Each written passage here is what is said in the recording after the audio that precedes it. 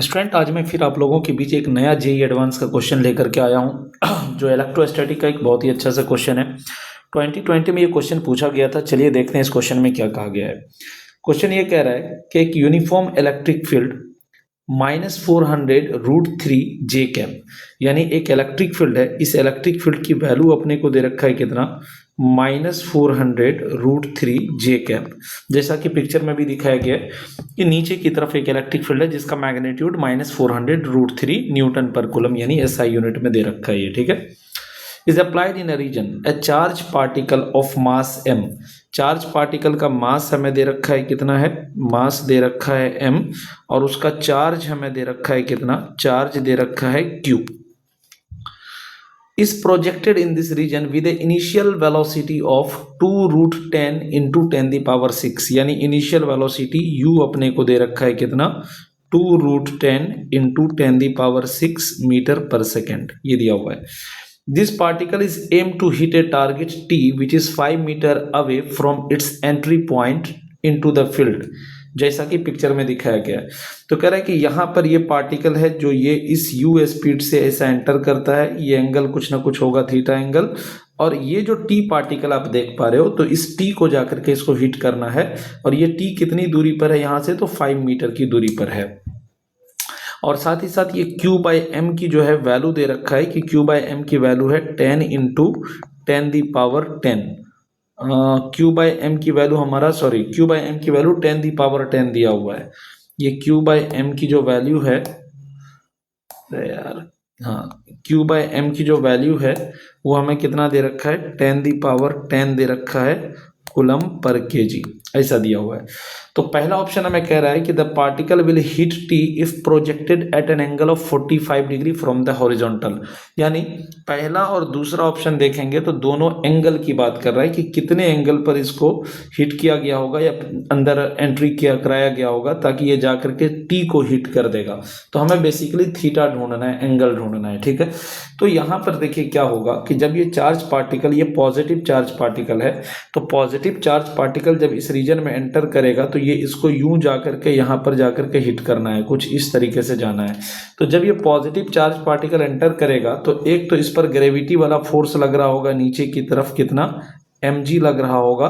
साथ ही साथ चूंकि इलेक्ट्रिक फील्ड है तो पॉजिटिव चार्ज पर इलेक्ट्रिक फील्ड के डायरेक्शन में फोर्स लगता है, तो इस पर नीचे की तरफ एक और फोर्स काम करेगा जो कि हमारा QE के बराबर हो जाएगा। तो यहाँ पर अगर आप देखोगे तो F नेट फोर्स जो आपका आ जाएगा, F नेट हो जाएगा कितना, तो F नेट हो जाएगा mg + QE के इक्वल हो जाएगा। और यहाँ से अगर आप इसका नेट एक्सेलरेशन नीचे की तरफ देखोगे तो आप कह सकते हो कि इसका नेट एक्सेलरेशन जो हो जाएगा A net, that will be F net को हम क्या करेंगे, m से डिवाइड कर देंगे। तो ये हो जाएगा कितना, mg प्लस हो जाएगा QE डिवाइडेड बाय m हो जाएगा। इसको अपन कह सकते हैं कि हमारा जो नेट एक्सेलरेशन आएगा वो हो जाएगा g + Q/m इंटू हमारा e हो जाएगा। तो इसकी वैल्यू अगर हम डालते हैं तो g की वैल्यू 10 ले लेते हैं, प्लस Q/m अपने को दे रखा है कि Q/m की वैल्यू कितनी है, तो 10⁻10 है, और इंटू इलेक्ट्रिक फील्ड अपने को दे रखा है कितना, तो इलेक्ट्रिक फील्ड दे रखा है, इलेक्ट्रिक फील्ड अपने को दे रखा है कितना, 400। इलेक्ट्रिक फील्ड अपने को दे रखा है कितना, 400। मैग्नीट्यूड की हम बस बात कर रहे हैं क्योंकि डायरेक्शन तो हम दिखा चुके हैं कि किधर की तरफ फोर्स लगेगा। तो 400 × √3 ऐसा कुछ हो जाएगा हमारा एक्सेलरेशन। अब ये नंबर ऑलरेडी बहुत बड़ा नंबर दिख रहा है एज कम्पेयर टू 10, तो इस 10 को हम इग्नोर कर सकते हैं।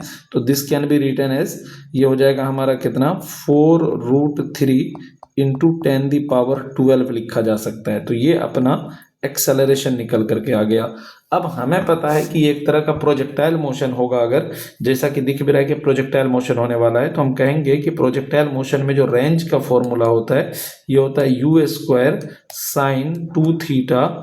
sin 2θ अपॉन g होता है, ठीक है। तो यहाँ पर अपने को जो रेंज दे रखा है, रेंज दे रखा है 5 मीटर, तो मैं 5 को 5 लिख लेता हूँ, और इस g को जब इधर लेके आएंगे तो g मल्टीप्लाई में हो जाएगा, जिसको मैं 10 लिख सकता हूँ, और डिवाइडेड बाय हमारा क्या हो जाएगा, अच्छा g, एक मिनट, यहाँ पर g का मतलब है नेट एक्सेलरेशन, अगर हम यहाँ पर वैल्यू डालते हैं तो r की वैल्यू तो 5 मीटर डाल सकते हैं।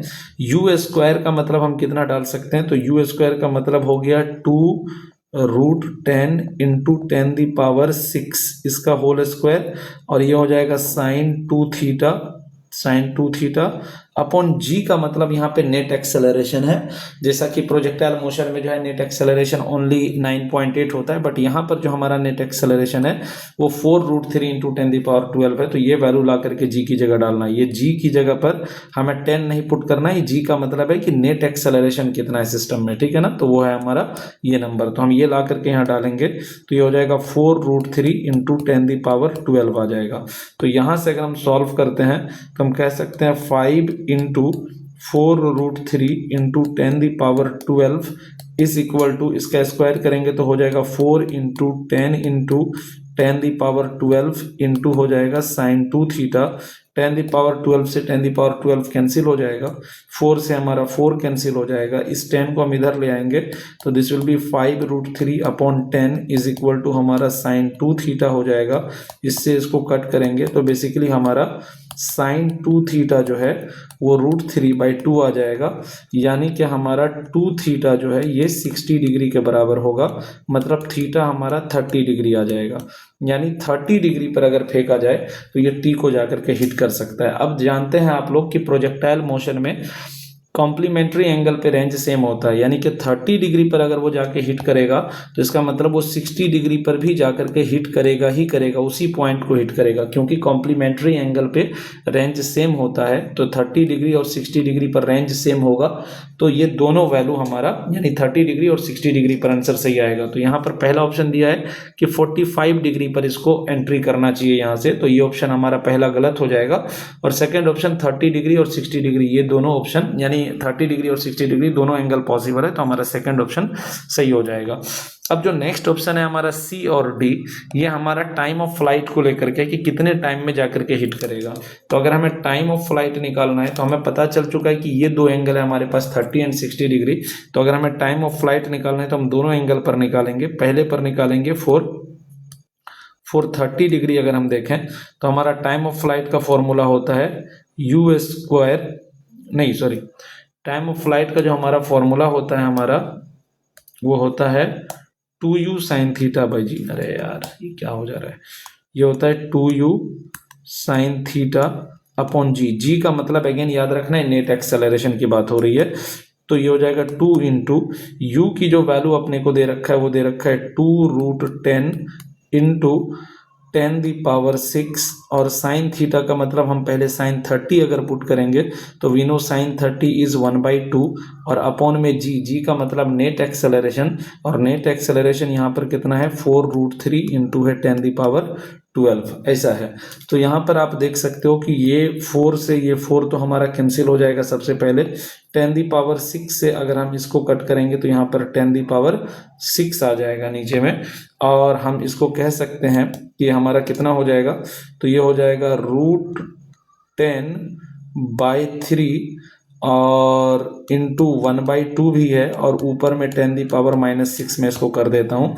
तो मैं इसको फाइनली कैसे लिख सकता हूँ, मैं इसको लिख सकता हूँ √10 अपॉन में हो जाएगा 3 इंटू 4, और ये 10⁻6 के बदले में मैं माइक्रो सेकंड लिख देता हूँ, तो ये हो जाएगा 5, ये हो जाएगा 2, तो we can say this will be हो जाएगा √5/6 microsecond, 6 microsecond sorry,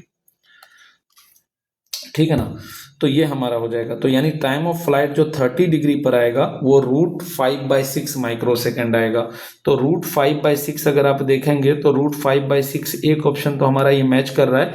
second option यानी 60 डिग्री पर भी हमें निकाल करके देखना पड़ेगा। अभी हम 30 डिग्री पे देखें, तो अगर हम 60 डिग्री पर अगर देखेंगे 460 डिग्री अगर देखेंगे तो हम कहेंगे इस बार जो टाइम ऑफ फ्लाइट हो जाएगा हमारा सब कुछ सेम रहेगा, सब कुछ सेम रहेगा, बस सिर्फ साइन 60 की वैल्यू हमें वहाँ पे पुट करना है।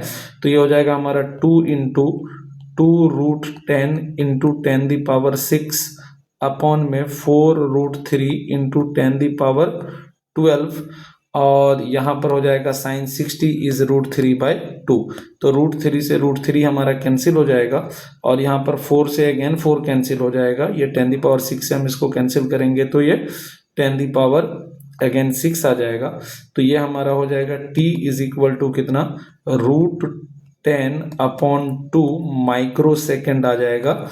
और इसको फाइनली हम ऐसे भी लिख सकते हैं √10/4 माइक्रो सेकेंड, जिसको कि √5/2 माइक्रो सेकेंड लिखा जा सकता है। तो इस हिसाब से हमारा √5/2 और √5/6, ये √5/2 है और ये √5/6 है, यानी ये ऑप्शन भी हमारा करेक्ट हो जाएगा। तो ये था डी ऑप्शन में बोला गया है कि time taken by the particle to hit is √5/3, तो ये तो कहीं से भी नहीं होगा, ये तो गलत हो गया। तो √5/6 एंड √5/2 ये दोनों पॉसिबल है, तो एक ये ऑप्शन हमारा करेक्ट हो जाएगा और एक ये बी सही हो जाएगा। तो B and C is correct option, A and D is wrong. ठीक है ना, तो हम इस तरह से इस क्वेश्चन को कर सकते हैं। Thank you so much.